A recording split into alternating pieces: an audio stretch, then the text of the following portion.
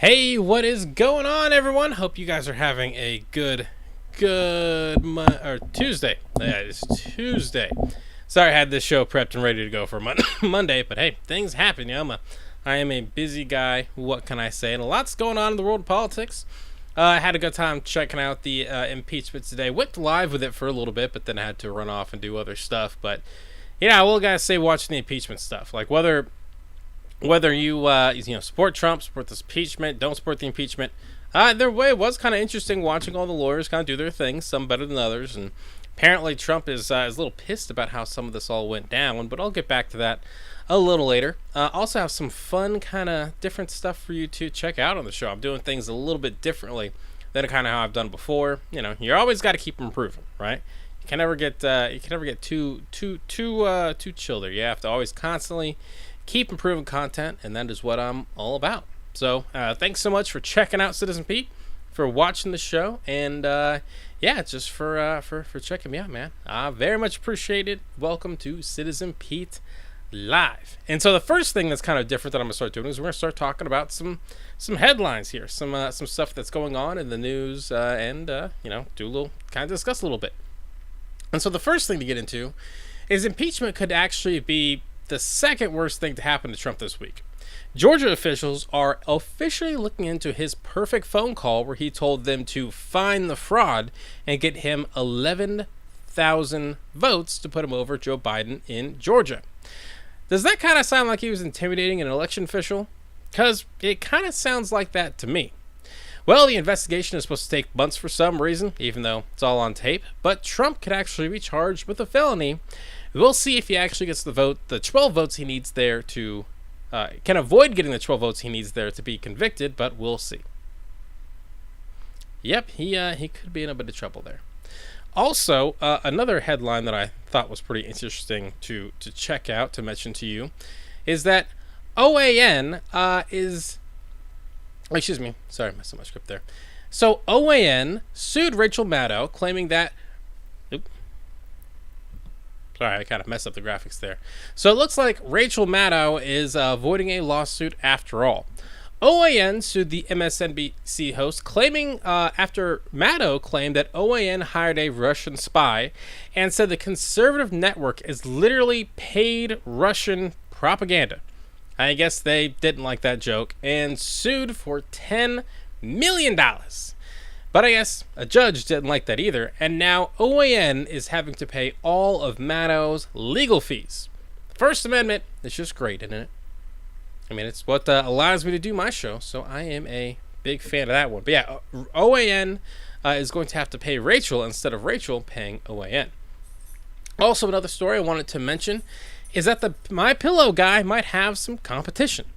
Parkland shooting survivor and gun control activist David Hogg, cool last name, is getting into a pillow fight with MyPillow CEO Mike Lindell and says he will start his own pillow company. Not sure how this will factor into the debate on whether millennials are soft or not, but Hogg says his company could be called Our Pillow.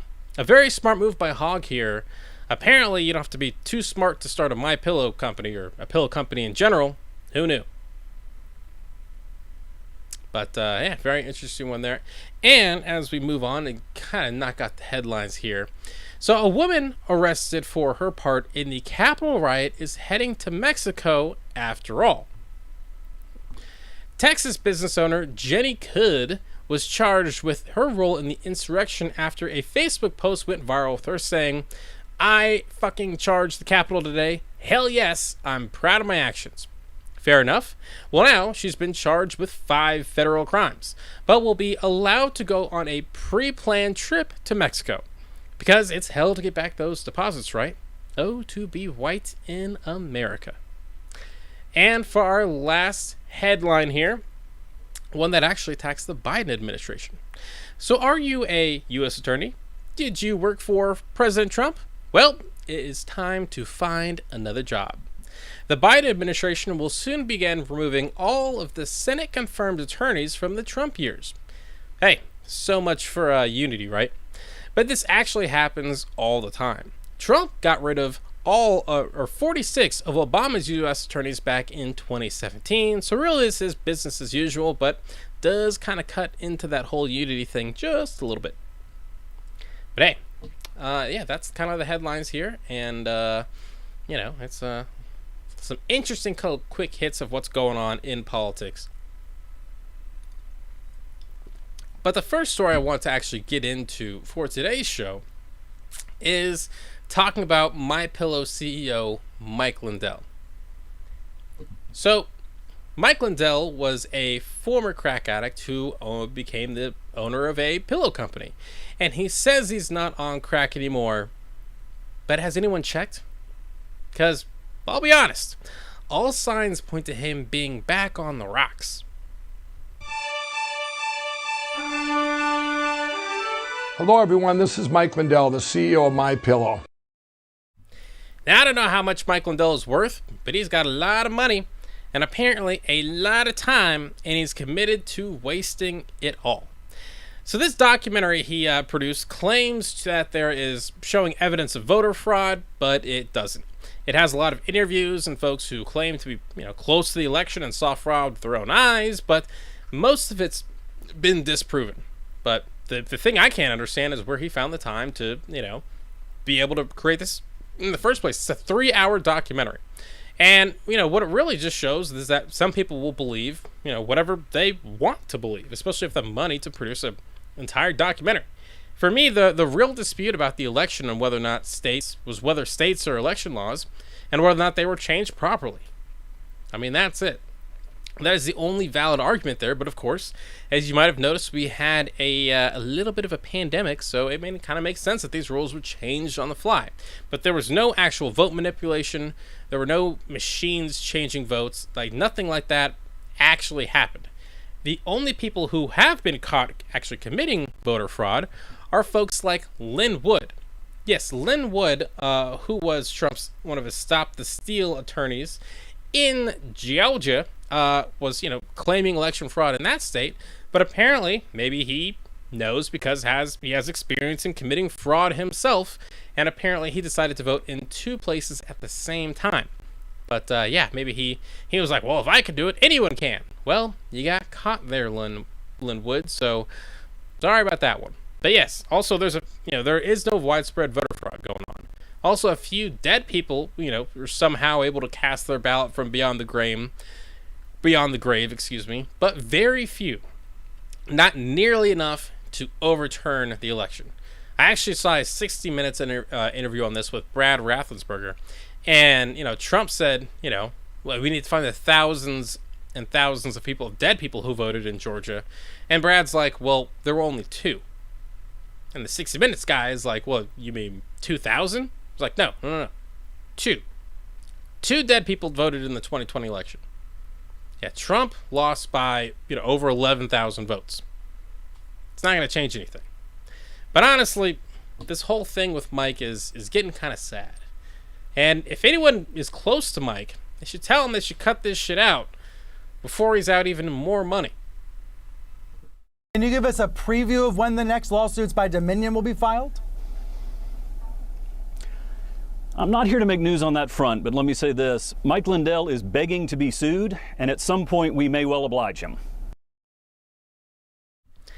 Yep. If you'd like to waste 3 hours of your life, go ahead and check out the documentary while you still can. Unfortunately, it is not available online anymore. I actually tried watching, getting more clips of it to show you, but it has been pulled down. But yes, if you'd like to watch the real, the Mike Lindell documentary, it's 3 hours. Have fun with that.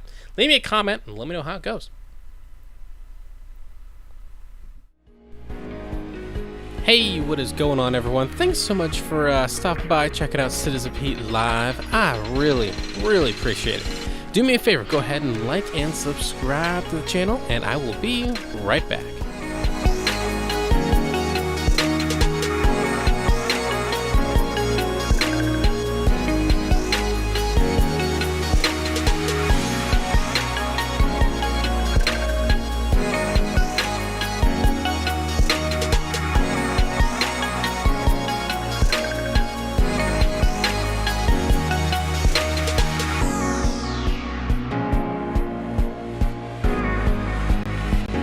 Hey, if you happen to be watching the show, do me a favor, leave me a comment. See, I got one or two people checking me out. It's a, excuse me, it's a little late. I do get that. It was trying to do the show a little bit earlier, but hey, I got busy with some good old impeachment stuff. But yes, thanks so much for watching the show, hanging out. And I did not mention earlier, but I'm enjoying a nice Alaskan Amber. Leave me a comment if you're watching the show. Check it out and let me know what you're drinking. But yeah, good old Alaskan Amber. It is a very fine beverage. So there's lots of rumors out there about Trump's wealth, many coming from the man himself. He says he's worth $10 billion, and then $5 billion, and then Forbes puts out the number $2.5 billion, and then there's what he told Ivanka a couple years ago when she was just a child. I remember once my father and I were walking down Fifth Avenue, and there was a homeless person sitting right outside of Trump Tower. And I think I was probably maybe 9, 10, something like this. It was around the same time as the divorce. And I remember my father pointing to him and saying, that guy has $8 billion more than me, because he was in such extreme debt at that point, But who really knows how much Trump is worth? Personally, I have no clue, even though maybe he's got a little bit of debt going on. But again, who knows? I'm not in his taxes. But MAGA fans seem determined to make sure he has just a little bit more. If you've watched Fox News, OAN, or even Newsmax, you might have heard something that goes a little bit like this. Democrats or demon rats are trying to steal this election. If you love your guns, your Constitution, and your Bible, donate to the president's Stop the Steal Fund and save America. Not gonna lie, I think that was pretty good. I'm not that great with accents. I like that accent, though. Well, it turns out the money wasn't going to stop the steal at all. Who could have seen that coming? If you actually read the fundraising email, you would have noticed that at the bottom of it said only a very small percentage was actually going to stop the steal, and a lot of it was just going into Trump's own campaign funds. And that could have been, used to make sure that Don don't go broke. Now, the money started rolling in to the tune of $207 million since the first week of November up until now. And not all of that goes to Trump, of course. Republicans have actually split it between themselves. So Trump is actually getting a little bit closer to, and pulled up for you here, $86 million. But of course, Republicans have been getting in on the Stop the Steal fund, including good old Josh Hawley.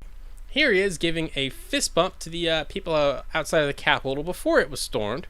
Good old insurrectionist Senator Josh Hawley before he found the time to challenge the vote, he decided to go out and send out a nice little fundraising email to his supporters. Yeah, he found time to send a fundraising email to his supporters. Sometimes scripts are hard to read. What you gonna do?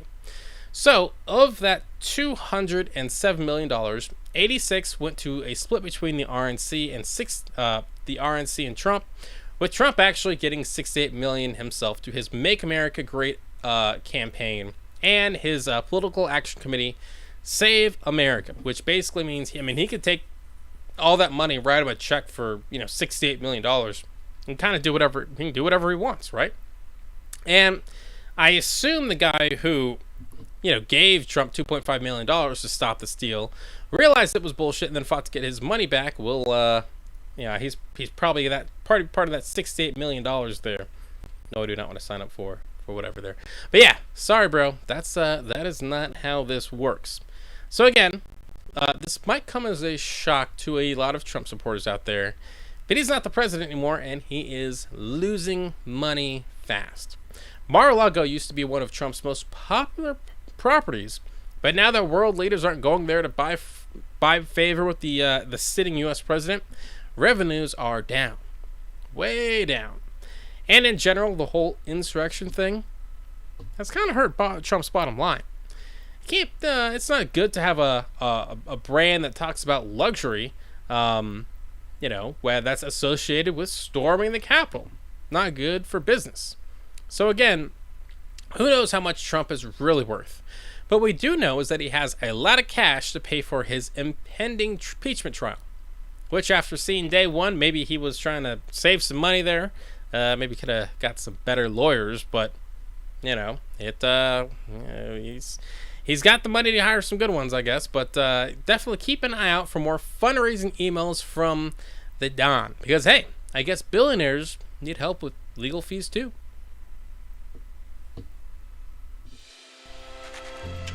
Hey, thanks so much for watching Citizen Pete Live. I very much appreciate it. Hey, instead of just watching the show, why don't you come beyond the show? We try to include guests from the left and the right and talk some politics and discuss what's going on. Whether you're a hardcore conservative who thinks Trump is the second coming, or you're a liberal and think Trump should be in jail, I want to talk to you. Do me a favor, leave me a comment, subscribe, like this channel, and let me know if you want to be on the show, or send me an email to citizenpete101@gmail.com.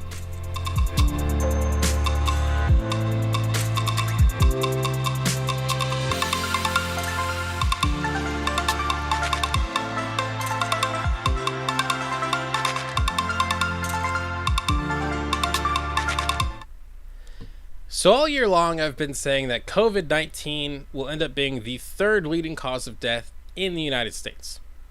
And technically it was, but I was a little bit wrong about just how deadly it really is. It's actually the leading cause of death if you start in April. So I know a lot of you guys haven't heard of JAMA, but it's the Journal of American Medical Association, and it publishes medical research. And a lot of folks, like myself, I kind of looked at COVID deaths for the whole year, right? When we were just trying to figure out how many deaths were going to come up, you kind of look at there's, I believe it is cancer or heart disease, one of the two, is like the leading cause of death in the United States. At about 500,000 people, right? And we didn't hit that for the year for 2020. Also, under that is there's cancer, heart disease, they go back and forth. But one's about 500,000. I believe the other one's like 600,000. But yeah, we haven't hit those thresholds in 2020. So I had COVID down as the third leading cause of death. But that's the thing. That's those other things we started counting in January. COVID wasn't that widespread back then, right? And so what this article did was it looked at the numbers from March through October. And during that time frame, COVID deaths actually surpassed the deaths from heart disease and cancer, and became the United States, the leader in the United States from overall deaths, right? And if you see the numbers after October, after they looked at the study, they haven't exactly gotten better. And the bad news doesn't end there. Due to reporting delays and miscoding of COVID-19 deaths, and an increase in non-COVID-19 deaths caused by disruptions due to the COVID pandemic, the article of this JAMA report here says that the deaths could be 50% higher than publicly reported COVID-19 death counts.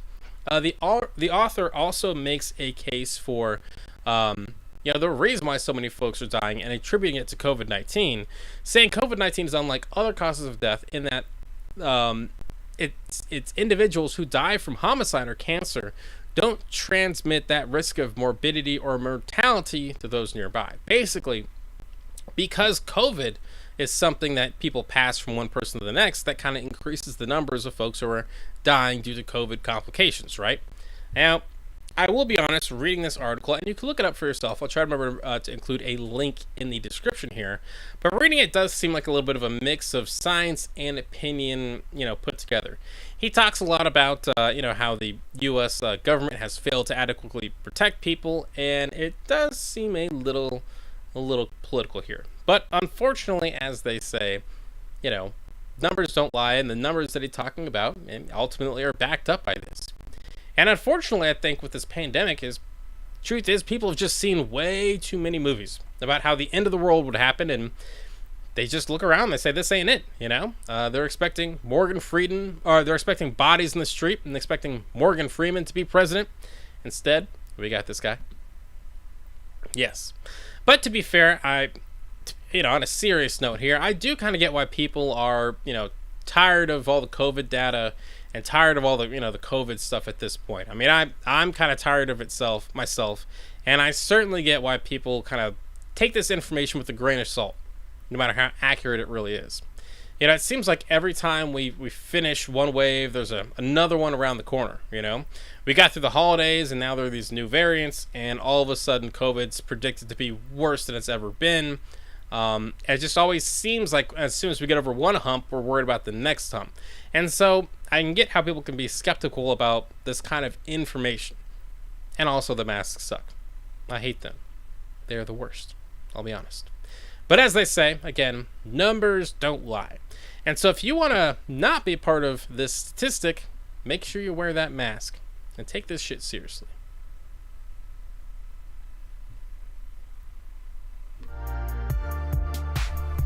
Hey everybody, hope you are enjoying Citizen Pete Live. Very much appreciate you guys tuning in and watching the show. If you haven't already, do me a favor, like and subscribe to the channel, and also sign up for notifications. Very important to do that so you get the latest content sent directly to your phone. You can also keep up with me on Facebook, Twitter, and Instagram at CitizenPete101. But again, very much appreciate you guys supporting this show and supporting independent journalism. I'll be right back with more politics, news, and entertainment.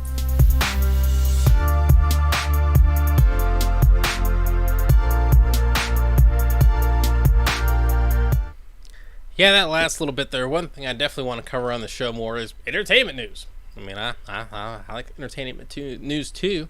See what's going on in the world, right? So a country music star I have never heard of has been canceled for saying a bad word. All right, let's see if you can guess what the word is. Ready? All right, let's find out. Let's find out, everybody. Take care of this pussy. Hey, actually, hey, y'all too? Yeah. Hey, take care of this pussy ass motherfucker. Oh, fuck. Hey, Gracie, take care of this pussy ass. Oops. Now, if you guessed that he would say the N-word, well, you would be right. So let's tell good old Morgan Wallen what he won, shall we? A one-way ticket to Canceledville. Your music will be pulled from every radio station in the country, and your record deals are now no more. But don't worry, there will still be all your songs playing down at the saloons and honky-tonks, because, you know, racism. Let's be honest, this bothers some people a lot more than it bothers others. But on a serious note, this brings up something that I've been wanting to talk about for a long time. And that's the fact that we all need to stop saying the N-word. All of us. And you know who I'm talking to out there. All of us African Americans, we ought to stop saying the N-word. We can't be like, I'm so offended by the N-word, I say it every day. Doesn't make much sense. And all y'all saying it's okay because only black people can say it. Well, think about how stupid that sounds. Seriously, how stupid is that shit, right? We're all about equality, but now there's some word that we can say that no one else can. And, like, how did that go down? Like, think about how dumb that is. Like, you know, white people were like, okay, we'll enslave you for hundreds of years, not give you any rights, oppress you, and then create a whole criminal justice system to keep you locked up. But you get to say a word. Seriously? That's where we're at now? And if we're going to attack country stars for saying it, well, we should also attack hip-hop stars too.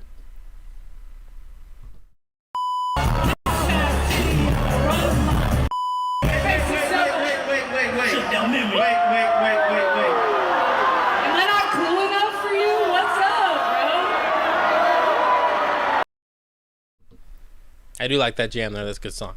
So Kendrick Lamar, who I absolutely love, puts out an album where he says the N-word repeatedly, and then plays a show in Alabama and brings up a white woman in Alabama to sing it. And the crowd gets a little mad when she doesn't censor herself. Shocker. But she's singing the song as Kendrick wrote it, right? As Kendrick rapped it. This is how the song is supposed to be sung, and she's at the middle of a concert, and she said the word because that's the word in the song, right? And Kendrick, I will give us the props, handled it well, didn't kick her off the stage, and they started the other song again. But the double standard is ridiculous, you know. I'm not sure what happened to that girl after the show, but in our cancel culture society, I'm sure it was not good. But yeah, Kendrick Lamar can't be going off about white people saying the N-word when he promotes the N-word. You know, most people who buy his album are probably white, and you know, Shocker that they thought it was a good idea to actually say it on stage with him. What did you see that coming, right? Or how did you not see that coming? And we can't complain about racism while being racist ourselves. If you say only white people can say it, then that is in fact the definition of racism, right? It is possible to be racist to white people after all. And I get it. It's all about the context. The A versus the hard R. But, it's either everyone can say the N-word or no one can say it, right? You can't just be like, hey, yeah, I can say it because I'm black and you can't, in your face. Like, that's not how shit works. It's 2021. That shit makes no sense, and we need to leave that shit in the past where it belongs. Anyway, rant over. But, back to Wallen there, I guess. It's one of those things funny. There's like people are like, I thought this was a segment on Wallen. I'm like, yeah, I'll get back to just in the moment. But if you're worried about him and how he's going to do in his future, don't worry, because his album sales have actually increased because of this whole controversy. I guess there's no such thing as bad marketing, right? Which kind of makes sense. I mean, his album sales are up 339%, which is insane. And, just goes to show you that, hey, any publicity is good publicity. I mean, I had no clue who this dude was, and now I'm talking about him. And let's be honest, America's pretty racist, so there's probably a lot of folks who are like, if that guy says the N-word, I'm going to buy his album. But again, if we as African Americans don't want to contribute to this racism, we should probably, stop saying the N-word ourselves. We should probably start ending racism in America with ourselves.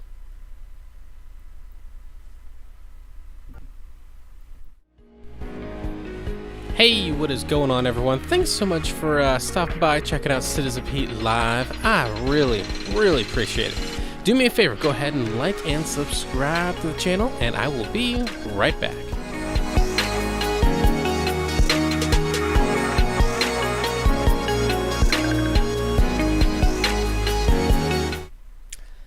Did you guys get a chance to check out the impeachment trial today? It was a wild one. It was a wild one. If you like watching trials, really riveting there. But I checked it out and I'm bringing you the latest. So yes, I watched the impeachment trial. Some good stuff on both sides, bad stuff on both sides. It's kind of a mixed bag. I'll be honest, I thought some of the arguments from both sides were pretty good, very eloquently put, but some more eloquent than others, for sure. But some of Trump's legal team did everything they could do to not talk about the impeachment trial that they were there to talk about.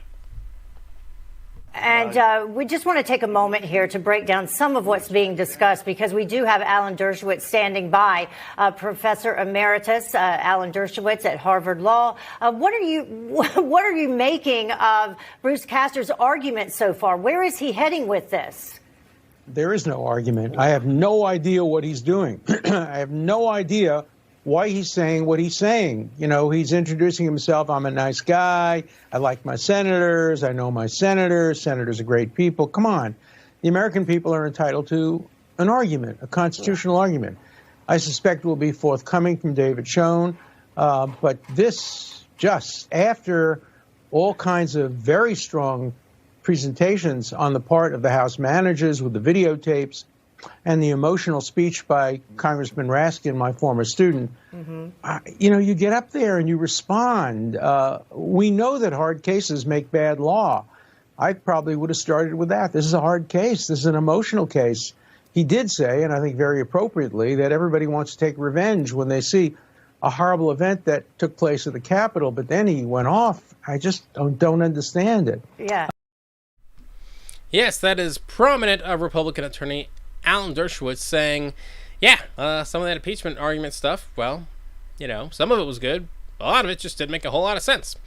It's almost like you're watching it. It's like they get paid by the minute, which, to be honest, they probably are, but who knows?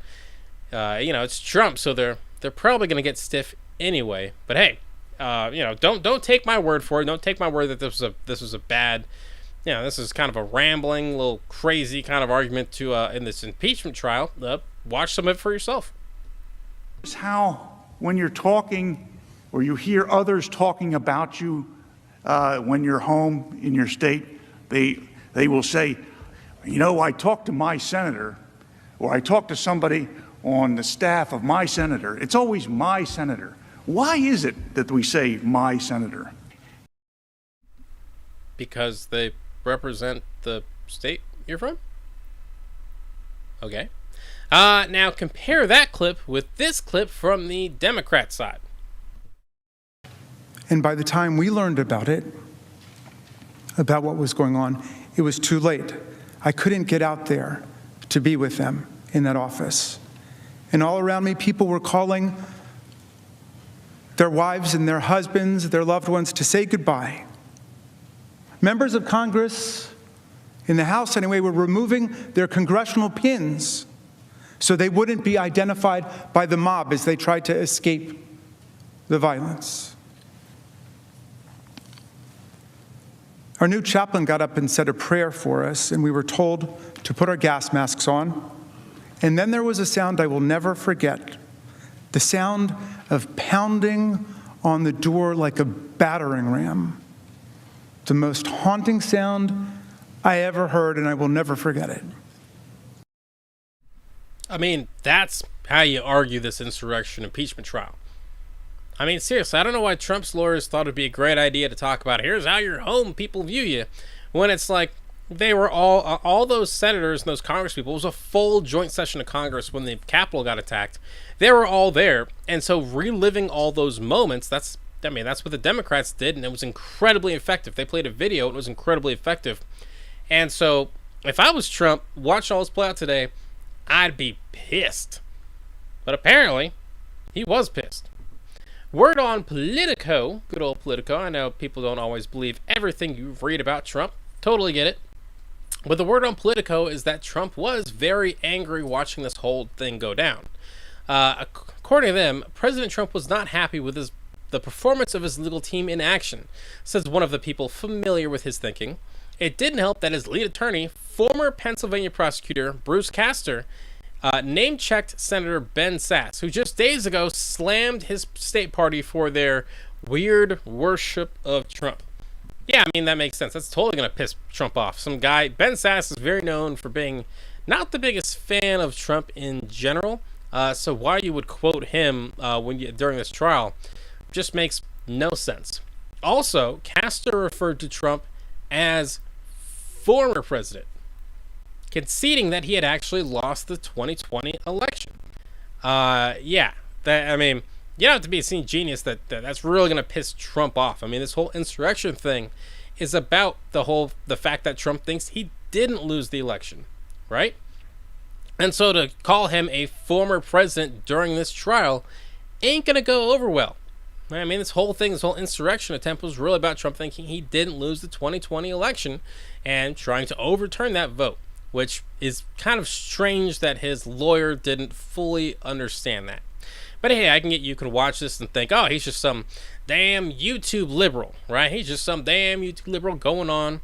Here is a quote from Republican Senator Bill Cassidy on what he thought of the day's events. I said I'd be an impartial juror. Anyone listening to those arguments, the House managers were focused, they were organized, they relied upon both precedent, the Constitution, and legal scholars. They made a compelling argument. President Trump's team were disorganized. They did everything they could but to talk about the question at hand. And when they talked about it, they kind of glided over it, almost as if they were embarrassed of their arguments. Now, if I'm an impartial juror, and one side's doing a great job, and the other side's doing a terrible job on the issue at hand, as an impartial juror, I'm going to vote for the side that did the good job. Yeah, that was harsh. Real harsh. It's almost like, reminds me of like if you were a kid and you get a bad grade and you go home and talk to your parents and they're not happy about it. And that's exactly what watching that clip was like. And so today's proceedings were to determine if the trial was constitutional.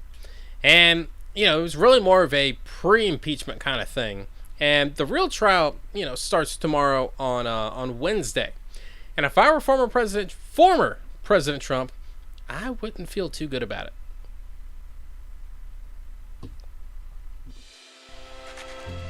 Hey, thanks so much for watching Citizen Pete Live. I very much appreciate it. Hey, instead of just watching the show, why don't you come beyond the show? We try to include guests from the left and the right and talk some politics and discuss what's going on. Whether you're a hardcore conservative who thinks Trump is the second coming, or you're a liberal and think Trump should be in jail, I want to talk to you. Do me a favor, leave me a comment, subscribe, like this channel, and let me know if you want to be on the show, or send me an email to citizenp101@gmail.com.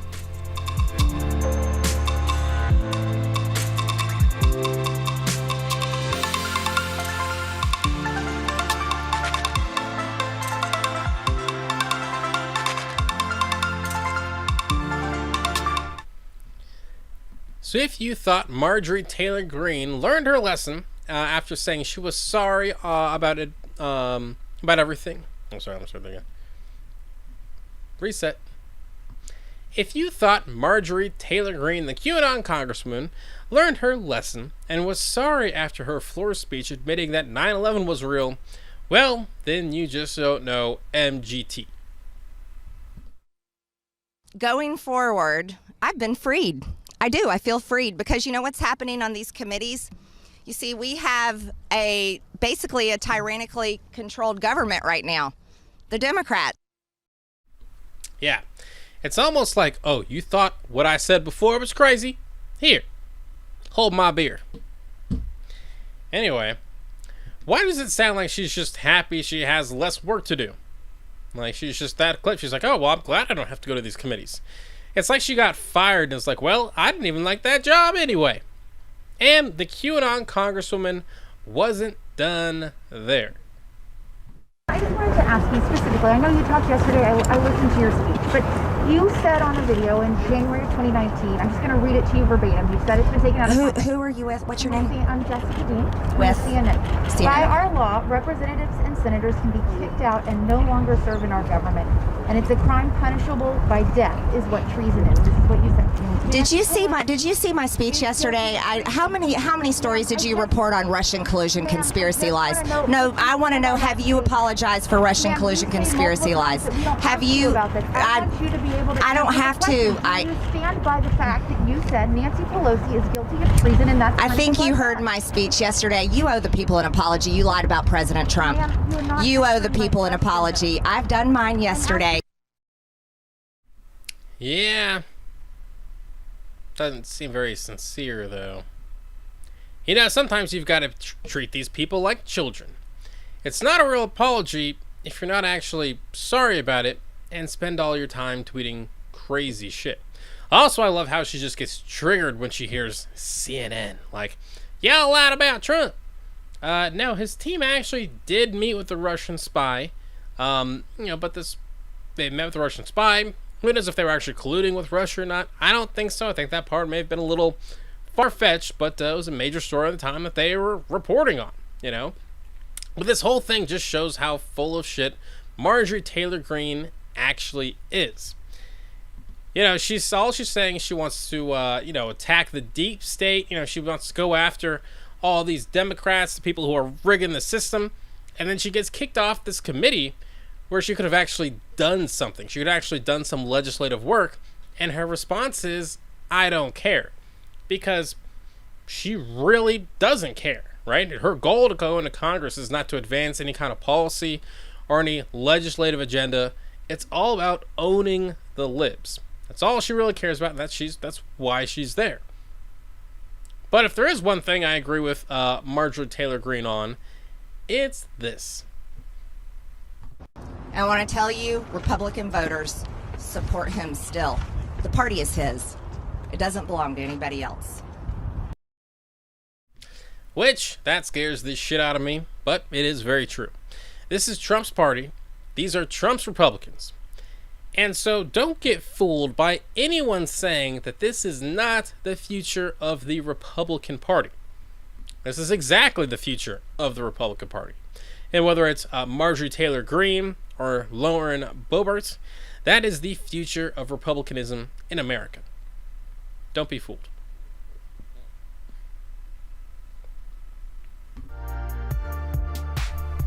Hey everybody, hope you are enjoying Citizen Pete Live. Very much appreciate you guys tuning in and watching the show. If you haven't already, do me a favor, like and subscribe to the channel, and also sign up for notifications. Very important to do that so you can get the latest content sent directly to your phone. You can also keep up with me on Facebook, Twitter, and Instagram at Citizen Pete 101. But again, very much appreciate you guys supporting this show and supporting independent journalism. I'll be right back with more politics, news, and entertainment.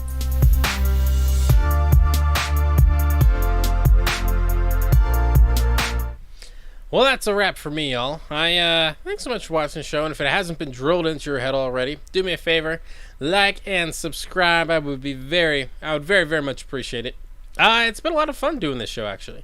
Hopefully you guys like the new format of the show. I decided to add a little bit more, kind of commercial breaks. Try to treat it as more of like a show than just like a straight live stream. But yeah, let me know what you think, man. I'd appreciate it. Again, tomorrow is the start of the first day of the real trial, the real impeachment trial. So I'll definitely be watching that. Try to bring you guys some content soon. Also, I'm happy to announce, I can announce live on YouTube that your boy got approved for a COVID vaccine. I'm getting vaccinated tomorrow. Tomorrow morning, 11 o'clock. If it's bad, I'll let you guys know. But hey, someone's got to be first in line, right? So I'll take it, and hopefully I don't start growing weird shit. But hey, thanks so much for watching Citizen Pete. I do really appreciate people who watch the show and subscribe. And right now, this is like a fun hobby for me, but I am having a lot of fun with it. It's nice to kind of create content and stuff. So again, thanks so much for everyone for supporting me and for supporting the show, and for watching Citizen Pete. And I'll catch you guys on the flip side.